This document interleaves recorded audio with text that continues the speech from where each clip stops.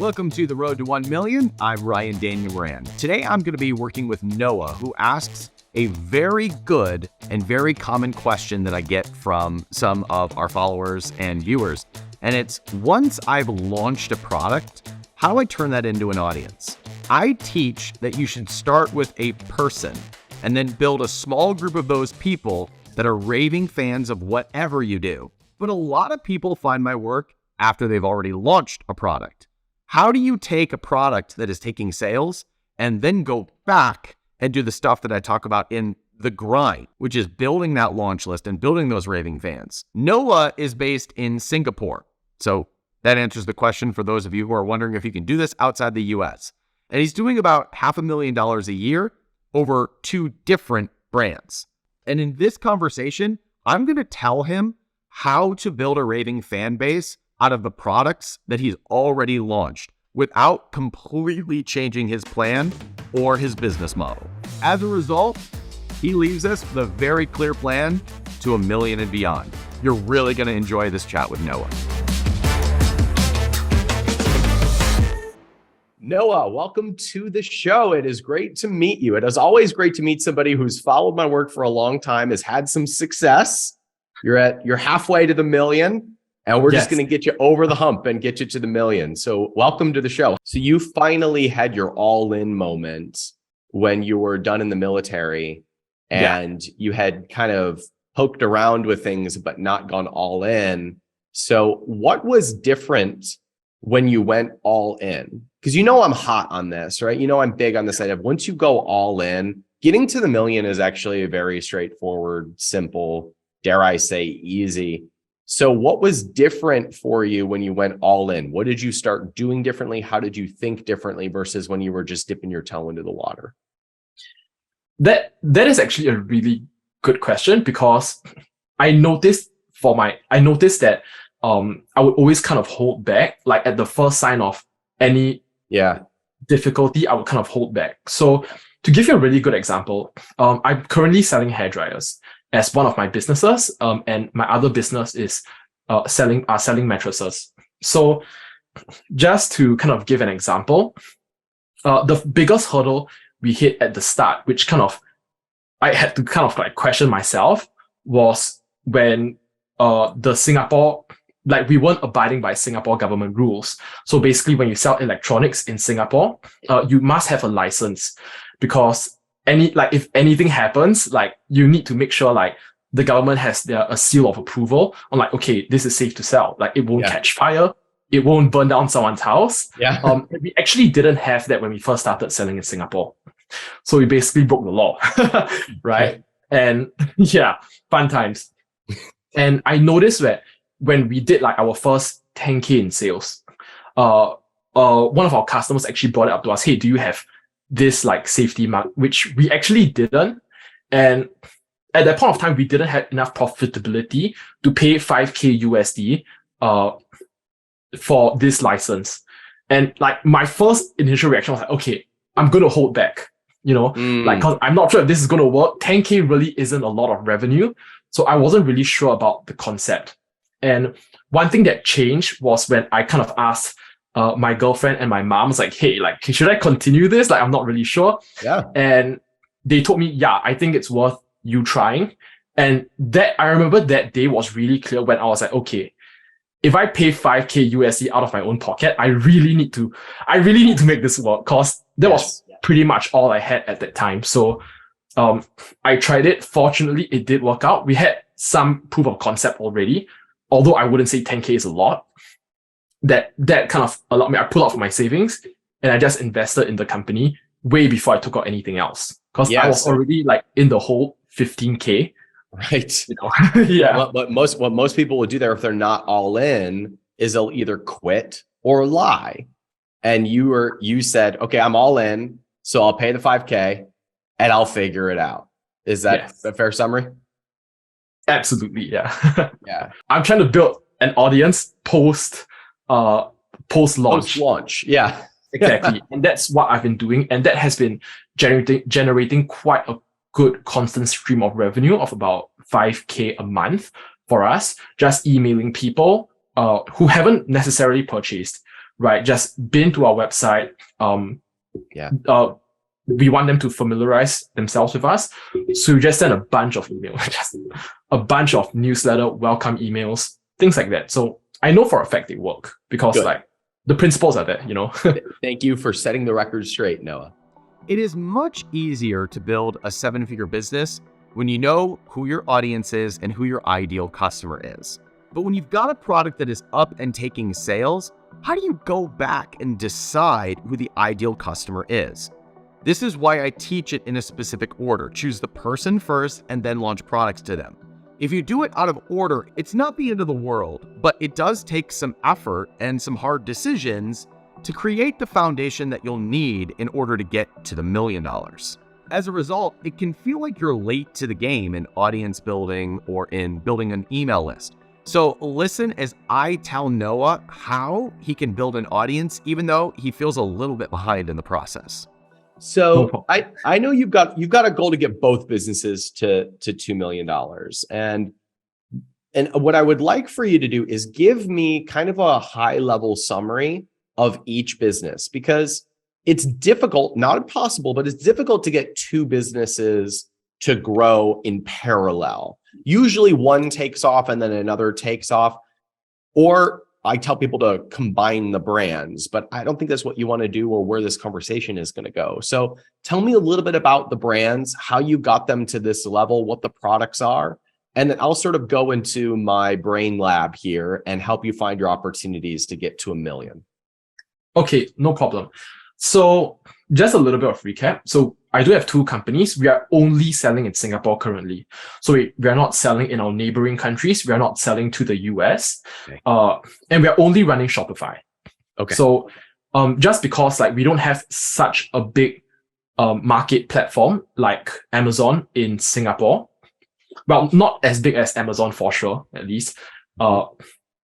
And we are only selling high ticket items.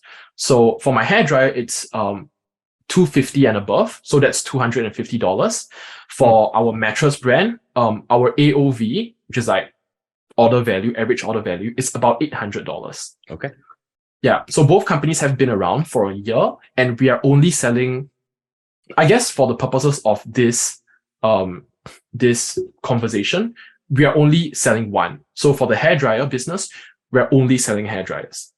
We are looking to bring in a shampoo, which is like a very complementary product, focusing on hair. And for the mattress business, we are strictly only selling mattresses. We do have bed sheets, but we don't actively advertise them, just because the AOV isn't that high. So that's what we're kind of at right now. Tell me, that's interesting. Tell me a little bit about the bed sheets. And there's a reason I want to go here, but you have this other product, but you're not selling it or advertising it. Tell me why, and tell me if there's any volume on that product. Okay. So we're typically using this as an upsell, or rather a downsell. Okay. And the reason why we are not focusing so much on this is because we personally feel like it's not a big needle mover to us, right? Because we are selling it at maybe $100 to $200, whereas the bed can cost $1,000 and over. Yeah. So, and also we just don't have enough manpower to sell, and capital wise, we don't really have enough capital to to spend as much as on the bed sheet as we do on the mattress. Okay. So it's just kind of like a capital restraint, a manpower restraint. That's why we're not really focusing on both products. We're just focusing on one. And how are you financing the business right now? Where's your capital come from? Do you have any debt that you're using to finance inventory, or are you just rolling the profits back into more inventory? Yeah. So initially we started with an angel investor who invested about $80,000 of their money into our business. And that's how we kind of got the capital to get started. And now we are just rolling money. We are not really taking out any profits. We're just rolling over and over. Hence, that's why we can't spread ourselves too thin in terms of Facebook advertising or the inventory for both products. So the first thing I would do, I would make this my focus within the next 2 weeks, is to start looking at sources of debt to finance inventory. This is one of the things, one of the first moves we make in the fund when we invest in a brand. where we're looking for debt inventory to finance the next inventory order. And I'll give you an example. There's a food company that we're raising money for right now. It's called Sinless Snacks. They're fantastic. They do low sugar snacks. Yeah, they're great. So they have the Rice Krispie treat. They have a cookie dough bar, and now they have a biscotti cookie, which is just outstanding. And they've been on the hamster wheel of they sell out and then they have to wait 10 weeks to get inventory, and then they sell out. And so we're coming in, we're saying, okay, we need to raise a few $100,000 in debt capital. And the reason for that is because our costs go down when we place a larger order. Number two, we can actually buy the raw ingredients way ahead of time, which will take our lead time from 16 weeks to 5 weeks. And number three, it will prevent us from having this hamster wheel of running out of stock and then getting back in and then running out of stock. We need to have enough inventory to be able to build that momentum to get to that consistent 50 or 100 sales a day. So we have a multi-million-dollar business. So with you, we want to pursue either a bank line of credit, or we can go out to one of the firms that specializes in inventory financing, like 8fig.co, sellersfunding.com, Ampla is a good one. Any of those 4 sources of capital are acceptable for you to be able to have debt inventory. And I sold this to my old business partner. We were both very debt averse. We were very not wanting to have debt. And I finally sold him the concept when I said, okay, if we borrow $100,000 and our interest rate is 10%, we're gonna end up paying $10,000 in cost, right? The additional cost that it takes for us to spend is $10,000. So what we're actually doing is spending $10,000 to get several $100,000 worth of inventory. That ROI is incredible, right? If we take $10,000 and we're able to buy $100,000 worth of inventory, which at retail cost is $250,000, we have a 25-to-1 profit margin, and we've saved $90,000 for Facebook ads, for putting attention into the bed sheets, to hire another person. We've freed up $90,000 worth of capital to be able to grow the business. Noah, when I run those numbers, does that make sense? It does make sense. A lot of sense. So even if you only can get an inventory line for $50,000, if you know you're going to sell that inventory, that is the first move that I would make. And here's what's going on in my brain as you're kind of sharing with me your business. I think you have a real opportunity with this second product, this bed sheet. And you're explaining to me that you have a capital problem and you have a manpower problem. Both of those are solved with money. Both of those are solved if you've got debt capital that frees up some of the cash that you've got tied up in mattresses. Because I want you to be able to focus on this second product. This second product is what is going to be able to take this business from $300,000 to $500,000 or $600,000 in a matter of 2 or 3 months. Yeah. So given infinite resources and infinite focus, would it be fair to assume that you could get the bed sheets to sell at a decent rate? Is that correct? 100%. I've never thought about it that way. But so tell me why you're so confident.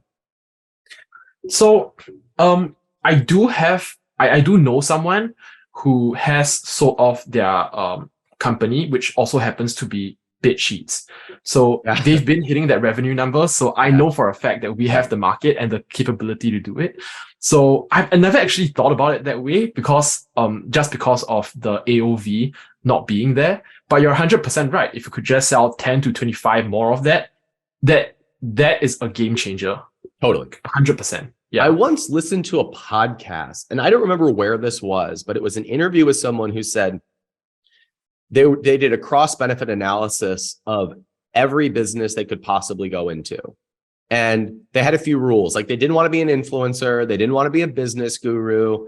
They just wanted to have basically a 4-hour work week type of business. And they ran cross-benefit analysis on all these different businesses. And they discovered that the best business for them to go into was selling bed sheets. And they ended up they ended up having a $7 million business selling bed sheets. That was, their passive income business, if you will. And the reason for that was they were fairly light. Everybody needed them. There wasn't a whole lot of people advertising them. And it wasn't something that you needed to have a face of. So this is kind of in the back of my brain as there's money in bed sheets, Noah, like go sell some bed sheets. And I recommend that you would use the bed sheets as your way of getting customers so that you can put inserts in packaging and do follow-ups with those customers so that you're selling them on the high ticket item, which is the mattress. So do you have any resistance to bringing the bed sheets to other markets outside of Singapore, or do you want to keep the focus in your local area for now? Yeah, I think for now is the keyword, because I would prefer to keep it in Singapore, okay. Just because there is a little bit of shipping difficulty, shipping it to neighboring countries, because logistically not as robust. So I would like to keep it in Singapore for now, because I'm pretty sure with just bed sheets, we are able to get to at least $1 million a year. Okay. On top of that, there's still the mattress. But given once we have enough profit rolled over, I would love to expand to countries like Malaysia, Indonesia, more Southeast Asian countries, and eventually even go to the US. So, Great. Yeah. So your first move is to pursue debt inventory on your mattresses. And the reason for that is to free up capacity so that you can put more attention into the bed sheets. And focusing on the bed sheets could theoretically double the company, take it from 300,000 to 600,000 fairly quickly. It might even do more than that just because of the synergistic effects of what happens when you have a second product. Some people will find the bed sheets and come back and buy the mattresses and vice versa. So that's an important move for you. Now, for the third step, we could take this in one of two directions. And I haven't decided yet. So let me ask you a couple of questions. Do you know what products 3, 4, 5 are going to be? Or do you not know that just yet? Not just yet. I know what product 3 is going to be. And I know you're a big advocate of 25 sales a day, 4 products, $1 million business. Our third product is going to be a bed frame. It just goes along with the whole sleeping experience. For the fourth product, I can't say with absolute certainty that I know what it's going to be just yet. Probably blankets and or pillows. Okay, those are probably good ideas. I like the blanket, and here's why. A bed frame is going to be difficult to make for a specific person, but a blanket you can do. So would you tell me who is the person that you're targeting? Who spends the most money with you, and why do they buy your mattress and bed sheets versus all the other options they have? Okay, so I think we hold a really unique position in Singapore because Singapore is pretty humid and it's pretty hot year round. So our unique mechanism, if you will, is simply selling cold mattresses. So it's great on that front. It's also great in terms of pricing, because any other company that sells cold mattresses in Singapore are ridiculously high priced. So they can easily go for 2,000 to 6,000 and above, which is pretty crazy. My co-founder and I, we've made the, kind of like stance that, hey, we don't want to overcharge people too much, because we are kind of selling at $1,000 price range, which is decent margin for us. It's pretty decent margin for us. So we don't really want to charge any more than we have to. And our mattresses are quality. So it's affordable, it's quality, and it's cold. No other combination can be found in Singapore. So that's kind of who we're selling to. So people who don't want to spend so much, but want to sleep better along with it being cold. Did you notice how Noah started by talking about the features and benefits of his product? He was talking about his product like it was the hero in the story. What I did there is I helped him take those features and benefits and speak to a specific type of person. Because when you're speaking to a specific person, it's going to be easier to target the people who will pay the most for your product. It's also going to be easier to come up with additional products that you can launch to that person. It's going to make it easier for you to get reviews, and all of this is going to make the snowball start to build a lot faster. If you have a product that's already taking sales, your job next is to do the exact same thing that I did for Noah. And that's to ask the question, who does this product make the biggest difference for?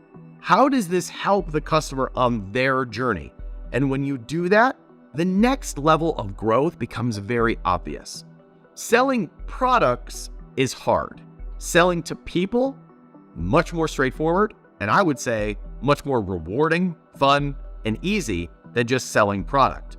That little pivot gives Noah a completely new set of objectives and things that he can do to grow his sales. But it's not by talking about the product. It's by asking the question, who is my product a perfect fit for? All right, so Noah, you can see the look on my face, right? You can see how excited I am by the fact of how clear your person is. And here's why. I'm your person. So I am the person who will spend money to stay cold at night, right?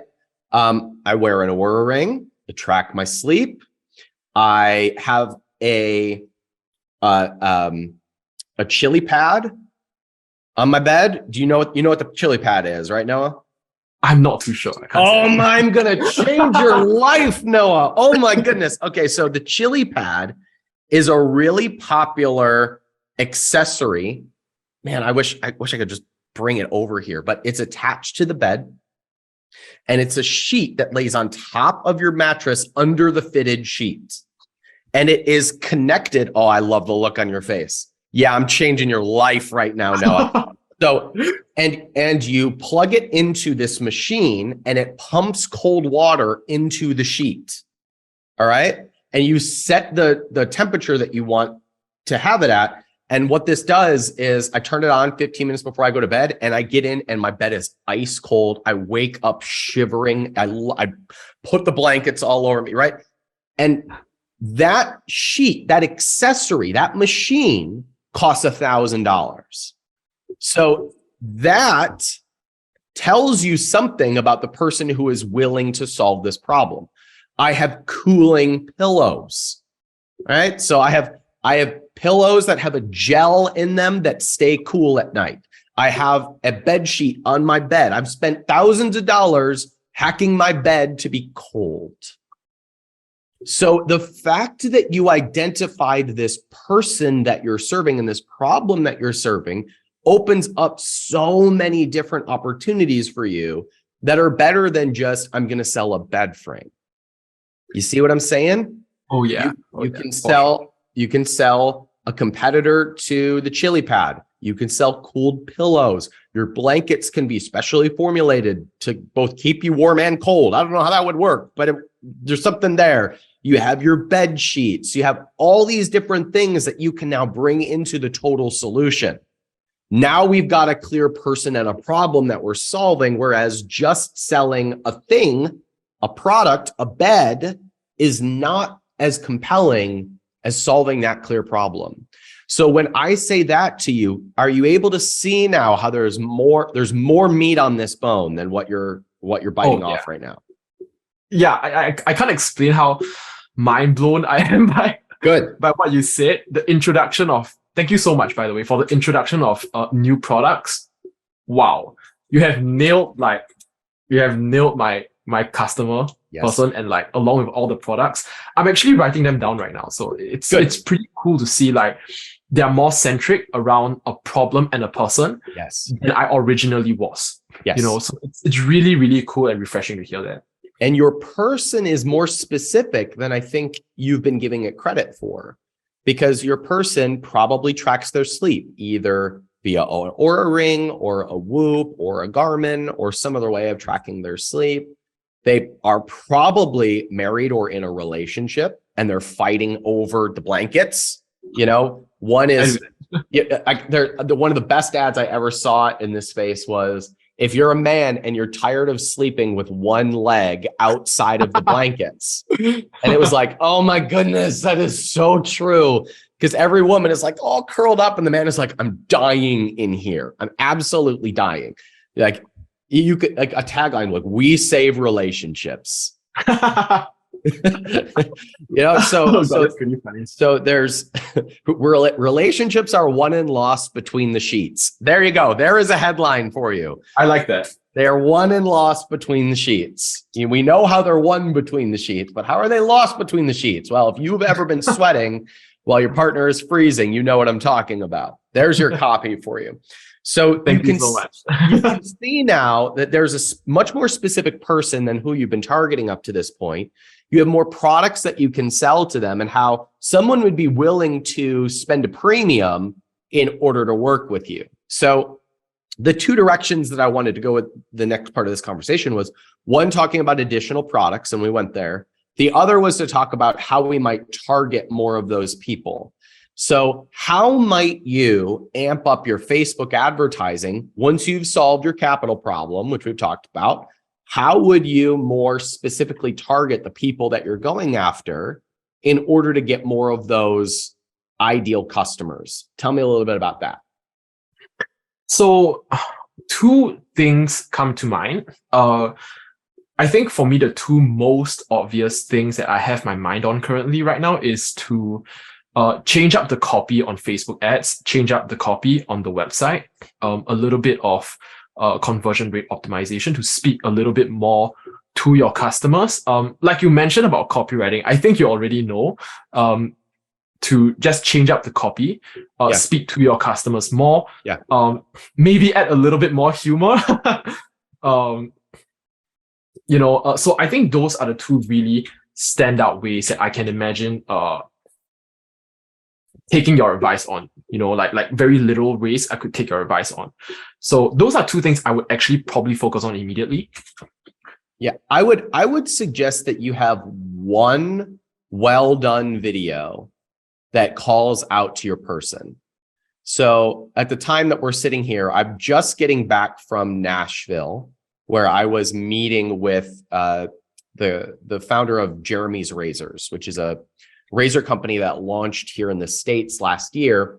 And I use them as an example in a lot of my classes, specifically the 5-day challenge. I use them as an example of someone who knew their person and launched products to that person. And if you watch their most famous viral ad that produced tens of millions of dollars in sales, they're 2 minutes into the ad before they even talk about what the product is. It's all talking to the person. In your case, you're talking to a person with a problem. And that problem is no one is making a mattress for humid areas. And this is a problem for millions of people. And here's what it feels like. Here's how it affects relationships. Here's how it affects your business because you wake up tired and groggy. Yep. Here's how it affects your day-to-day life. And then you dread going to bed. And so we distract ourselves with our phones and we don't sleep. And it becomes a recurring nightmare, if you will. So you can really dig into how this problem affects their life because it affects more than just the 7 or 8 hours that they're in bed. It affects their relationships. It affects their job. It affects their happiness. It affects their mindset. It affects their diet because how you sleep is a lever that affects everything. And so you can spend a lot of time talking about that problem and that person, and then spend 30 to 60 seconds talking about how your mattress has technology that is made to absorb humidity and cycle that. Like, I don't know how your product works. You know how that works. But you can spend 30 to 60 seconds talking about that, and that would be a very effective ad. And if you have a way of getting that traffic to come and be on an email list somewhere, now you're building that list of customers that you can, that will smooth out the seasonality of your business quite a bit. You picking up what I'm laying down, Noah? Yeah, absolutely. Great ideas. The VSL is a really, really good idea. I'm really excited. I'm sorry to interrupt, but just to be clear, when I say VSL, I'm talking about like a 5 to 6 minute ad. Absolutely. Not like a 45-minute direct response video. I just want to be clear about that. Yes. Yeah, I've actually seen Jeremy Razor's video. So I've actually been through your 5-day challenge. Really, really insightful. I've actually seen it and I really like that ad. I really, really like it. It's really eye-catching and really speaks to the values of people. Very much. My partner and I actually wanted to take inspiration from that ad to create something very similar, actually. Perfect. So we're on the right track. Yeah, absolutely. And Jeremy's, they spent $50,000 to $100,000 on that video. It's a very well done video, but you can get 60 to 70% of the way there with a very small budget, with B-roll and decent copy and voiceover. It just needs to be specific to the pain points and to the person. So what we've done here in, 25 or 30 minutes or so is we've identified that we need to get capital freed up. We need to focus on additional products, and that we have a very clear person and a very clear problem that we can solve. Noah, on a scale of 1 to 10, how confident do you feel now that if you focus on those three things, this is $1 million business in 6 to 12 months? 100%. Like, awesome. Yeah, good. I feel like individually those points alone are like worth like $500,000 to $1 million each. Anyway, so you just have to tell me one, and I feel like, yeah, I'm on board 100%. Like, we're gonna hit it, no problem. Good. Very good. Very good. Well, do you want to talk about the second business with the time that we have left, or do you feel like you know what to do now after going through the mattress business? Yeah, I do have a clearer idea, but I wouldn't mind going through the other business as well. Great. Tell me about it. Okay, so the second business is a hairdryer business, and we are a one product company. Yep. Because for this, the only investors, we kind of bootstrapped it ourselves. There are no really investors. It's my girlfriend and I's business. We share, similar equity in the business, and it's something we bootstrapped. So we are only currently selling one product, hair dryers. And actually, after going through your 5-day challenge, it really helped me nail down my customer avatar for the hairdryer business. So my customer avatar are mothers who are really stressed day in and day out, and having like just one less thing to stress about. Because women, as there's some research that shows that as women age, they also suffer from hair thinning, hair loss, weakening hair cuticles. That means their hair isn't able to produce as strong or as obvious hair, which kind of shows like it's a little bit like balding, but not so extreme like men's male pattern baldness. Makes sense. So that's the problem we are trying to face. Our first product was a hairdryer, and the second product we are looking to sell are shampoos. So before you go to the shampoos, how does the hairdryer fit into that person's life and that problem? Okay, so it's a great thing. I was about to skip that over. So our hairdryer has 20 million ions. So it discharges ions to basically coat and protect their hair from heat damage, whether it's from the sun, and it's much gentler on their hair than most traditional hair dryers. So that's how we plan on solving that problem of fading hair over time as people age. Okay, so I wanna hit on this point a bit, because your customer is not busy moms who need one less thing to think about. It's women over a certain age that want to prevent a problem. And that is a much, much more specific and higher value problem, right? So what's coming to mind for me is this is kind of like why people use skincare. They use skincare for immediate relief, but also to stave off a long-term problem, which is lower production of collagen and whatever else. You can take that same message into hair, which is sort of where you're going with this. And there's this ad that I used to use from Stage. The best ad I ever saw was this ad for Crest White strips. And it's two women sitting at a table. And one woman says to the other, "Hey, can I ask you a question? Are my teeth yellow?" And the other woman says, "Have you ever taken the tissue test?" "What's the tissue test?" She hands her a white tissue. She says, hold this up to your teeth. She looks in the mirror and goes, oh, yellow. No natural tooth color is the color of that tissue, of that napkin, right? And every woman that saw that ad ran over to the mirror, held up something white and said, oh my goodness, I have a problem. And what you're kind of doing is you're doing the same thing, except it's a true thing. You're highlighting a problem that every person will face that they don't know about. Your hair is going to thin, and here's how we prevent it. That is a beautiful, unique selling proposition. And so I want you, I just want to milk that here for a second, because you very quickly said it's moms who want one less thing to think about. Women who want one less thing to think about order pizza instead of making dinner. Women who want one less thing to think about are throwing a sinless snack into their kids' lunch. They're not spending $250 on a hairdryer. Women who have something to worry about, which is thinning hair, that is someone who spends $250 on a hairdryer. Right? That is a deep fear. That is a woman who is afraid of losing the value that society puts on her in what she looks like. That is the married couple who fights because the woman is too stressed to do her hair in the morning. Like these are deep issues that you can hit. So with that, now you can tell me about the shampoo and the conditioner and the oil that you put in hair and all, and the biotin supplements and all this. So now go ahead and tell me about those. Right. So, like you mentioned, that was a really good summary of product of our customer avatar.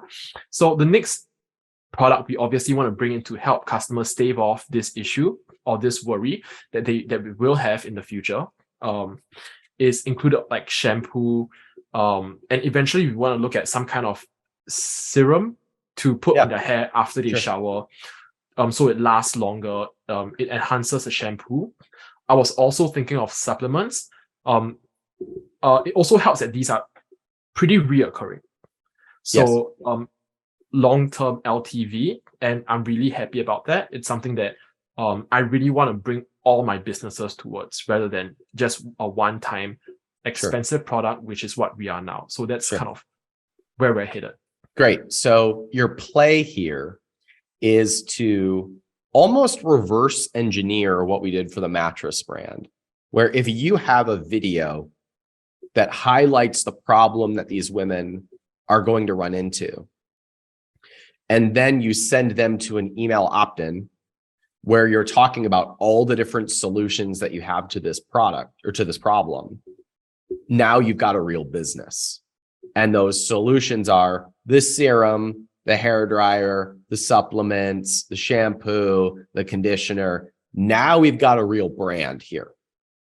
But this is a brand that serves a customer for a very long time. So the ad that speaks to the problem becomes more important in this process. So what I would do immediately is you've already got since you're selling on Shopify, you've already got the customer data for this group of people that you're serving. I would immediately start warming them up for a second product, while also having some sort of ad that is grabbing more of those people and putting them into your process to build that audience. But this is a very straightforward business to take to $1 million. That's great to hear. I don't like complexity. Good. Yeah. So thank you so much. This is really, really great advice. Good. Really yeah, you came into this conversation saying I would be just thrilled if I took my two businesses each to $1 million. And I think you had a little bit of doubt, wondering if we could get there. Yeah. But I think we got there pretty clearly. 100%. Liquid gold. Thank you so much for that advice. Good. It really is. Well, here's one of my assignments for you, Noah. I know you're a member of the 1%. So my invitation to you is to let's just say every 2 weeks, put this on your calendar, to do an update post in the 1% Facebook group about what you did, what you took away from this conversation, and what you've done with it and what the progress is. And that will keep you accountable and also get you in the habit of documenting the process so that you're actually moving the ball forward every 2 weeks. And I'd also invite you to do one write-up before you go to bed tonight that says, here's what I took away from this call, here's what I'm going to do with this, and I'm going to do an update in 2 weeks posting about my progress. Can you do that for me? 100%. 100%. Awesome. I'm looking forward to it. Congratulations. No, I mean, you're whispers away from the million, and I'm excited to be part of your journey. Thank you so much. It's amazing talking to you. You as well. Thank you for following my work, and I will see you on the next coaching call. Good to see you, Noah. Thank you so much. I'll see you soon. Bye. Bye. Now that Noah has had this big aha moment, how long do you think it's going to take for him to hit the million? Do you see how when you do this stuff in the right order, it becomes very predictable to get to that $1 million run rate? If I can get somebody off the sidelines and into the game, this plan is very straightforward. It just takes 4 products, 25 sales a day at a $30 price point to have $1 million business. Whenever you're ready to start your road to 1 million, come join us inside the 1%. You can find out more at capitalism.com/1. Noah's there, by the way, and he's having great success. Hey, I hope you enjoyed today's episode. Let me know what you thought, and I'll see you on the next episode.